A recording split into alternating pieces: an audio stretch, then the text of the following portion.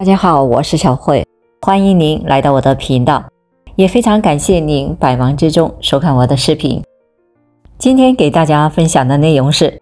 再次提醒，长息肉不想变肠癌，3种东西尽量要少吃，再馋也要管住嘴。这也太恐怖了，我肚子里怎么会有200多个长息肉啊？刘先生今年42岁，最近几个月的时间，他时不时就会出现腹痛的症状，同时会伴有腹泻表现，但是他没有太当回事。可这些症状随着时间的发展越来越严重，近几天每天都要跑好几趟的厕所，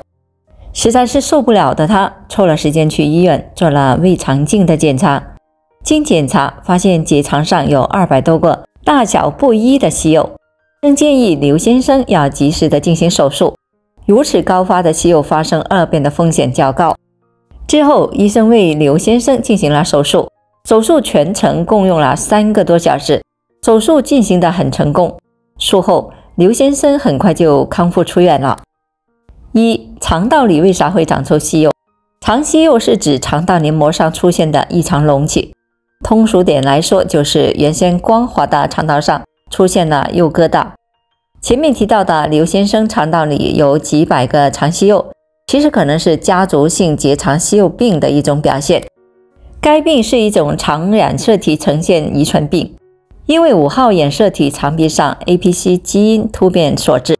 主要的特征就是结直肠内会出现大量的息肉。家族性结肠息肉病一般是在15到25岁时出现症状，早期的症状一般较为轻微，可能为便血、腹痛、腹泻等，这些症状很容易就被误以为是普通的胃肠道的不适。等到症状明显或者是40岁以后，大部分的患者可能都会发展成癌症。除了上面提到的基因异常可能会导致肠息肉的出现，下面这几个原因同样值得注意。肠道长期的炎症刺激，慢性溃疡性的结肠炎、特罗恩病、肠道血吸虫等慢性溃疡性结肠炎会让肠道受到不良刺激，溃疡面中的中央会存在水肿充血的黏膜区，在溃疡愈合后会形成瘢痕，逐渐收缩，容易让黏膜隆起，形成息肉。还可能是因为溃疡导致的肉芽增生隆起，附近的黏膜将其覆盖，最后形成了息肉。年龄以及不良的生活习惯，随着年龄的增加，出现结肠息肉的风险会越来越高，尤其是一些饮食中过量的高脂肪、高蛋白质食物的摄入，以及纤维摄入不足的人群，患病的风险更高。不爱运动或者是患有其他的疾病，长期久坐、缺乏运动的人，或是免疫功能低下、冠心病、糖尿病、动脉粥样硬化的人群，罹患肠息肉的风险均比普通人要高。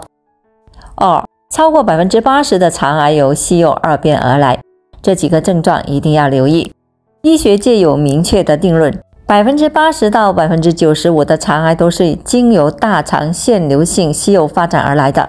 一般的情况下，肠道内出现息肉后不会有明显的症状，但是当息肉持续发展或者是位于特殊的位置时，可能就会诱发腹部不适、排便习惯改变以及腹痛等的症状出现。大部分的结肠息肉都是静悄悄地在身体中生长，等到出现症状的时候，很可能就是癌变的信号。所以建议在发现息肉后要尽早的进行切除，阻断其癌变的通道，将其扼杀在摇篮里。年龄大于45岁的人群一定要尽早的进行一次的肠镜检查，如果检查没有异常的话，可以保你5年、10年不患癌症，这何乐而不为呢？肠息肉不想变肠癌，这3种东西尽量少吃。火箭军特色医学中心结直肠癌肛门外科主任医师赵克表示，肠癌的发生过程很缓慢，中间需要经过小息肉、大息肉，不典型增生肠癌是个过程，全过程可能需要5到10年的时间。而在这个过程中，如果及时的发现息肉并进行切除，就可以预防其演变成癌。研究表明，生活习惯、饮食结构是导致肠息肉、结直肠癌发病的重要危险因素。在发现体内存在肠息肉后，一定要注意少吃这3种食物。可一定程度帮助减少其演变成癌的风险。一、少吃高脂肪食物。高脂肪的食物是指脂肪含量较高的食物，如肥肉、油炸食品、奶油等。这些食物中含有大量的饱和脂肪酸和反式脂肪酸，不仅会提高血液中的胆固醇水平，还会增加肠道肿瘤的风险。当身体摄入过多的脂肪后，这些脂肪就会逐渐的在肠道内渗积，形成一种黏黏糊糊的环境。这种环境如同温床一样，会逐渐的引发炎症，很有利于肠道内的异常增生组织，比如肠息肉的形成。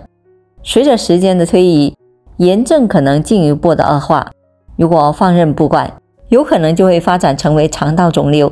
息肉本身并不会引起明显的不适，但却有着癌变这一危害较大的潜在风险。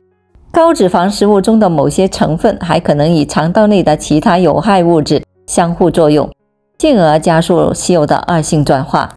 这样的过程往往是悄无声息的，也比较是缓慢的，大约要经过数年甚至10年的时间。当察觉到不对劲的时候，可能已经为时已晚。随着息肉的增大，等到了一定的程度，或者是已经有了癌变的迹象，就会开始对周围的组织产生压迫和浸润。此时有些人才会发觉到身体上的不适。一旦错过早期发现和治疗的机会，癌症就有可能以较快的速度来扩散到全身的各个部位，给治疗带来极大的困难。根据一些研究显示，高脂肪食物中的某些成分还可能会干扰肠道内的菌群平衡，破坏肠道的健康环境。为了肠道健康，学会坚决抵制高脂肪食物的诱惑就变得关键起来。少吃或者是不吃高脂肪的食物，选择低脂高纤维的食物，比如绿叶蔬菜、豆类、粗粮等，能够减少对肠道黏膜的刺激和损伤，也有助于促进肠道的蠕动，帮助清除肠道内的废物和有害的物质，对保护肠道的通畅、降低息肉发生的风险有所帮助。2. 少吃红肉和加工肉。研究表明，红肉中的某些饱和脂肪酸和加工肉中的亚硝酸盐等的物质，可能与肠道内的其他有害物质相互作用，加速了息肉的形成。红肉通常是指那些在烹饪前呈现出红色的肉类，也就是我们平时常吃的牛肉、羊肉等肉类，脂肪和胆固醇的含量比较高。当红肉进入到肠道后，就容易在肠道壁上粘附上一层的油腻的膜。如果长时间的吃红肉，这层油腻的膜就会越来越厚，时间久了就有可能会刺激到肠道的黏膜，引发肠道炎症。红肉的烹饪方式也可能会增加肠息肉的风险。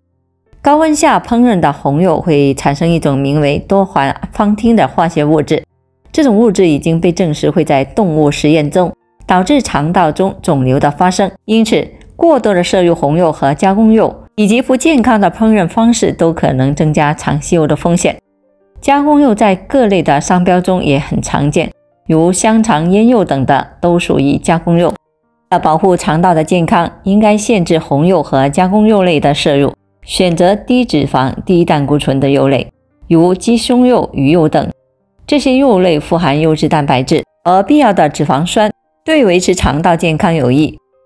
3. 少吃烤肉。烤肉闻起来香气四溢，吃起来口感鲜美，是很多人喜爱的美食。然而这种美味的背后，却可能隐藏着对肠道健康的潜在危害。在烤肉的过程中，肉类在高温下直接的接触炭火或者是烧烤架，会产生很多的烟雾和微小的碳颗粒。这些微小的碳颗粒就像一个个痣，会刺激我们的肠道黏膜，久而久之就容易引发炎症。如果经常的使用烤肉，这种炎症可能会反反复复的发作，最终促使息肉的生成。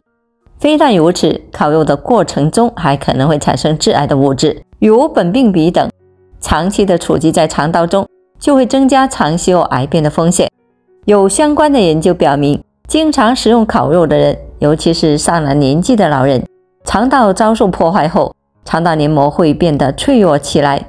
患肠癌的几率相对于同龄人会偏高。而且本身老年人的身体机能就在退化，肠道不如健康的年轻人需要仔细的呵护。健康饮食是预防肠道疾病的关键，少吃高脂肪食物，少吃烤肉、红肉、加工肉。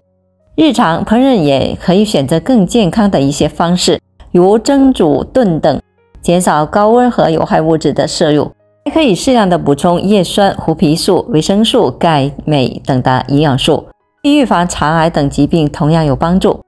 叶酸可以降低结肠癌的风险，胡皮素具有抗炎和抗氧化的作用，维生素 D 在保护整个消化黏膜完整上有着重要的作用。为了能够吸收这些营养素，保持饮食多样化会很有必要。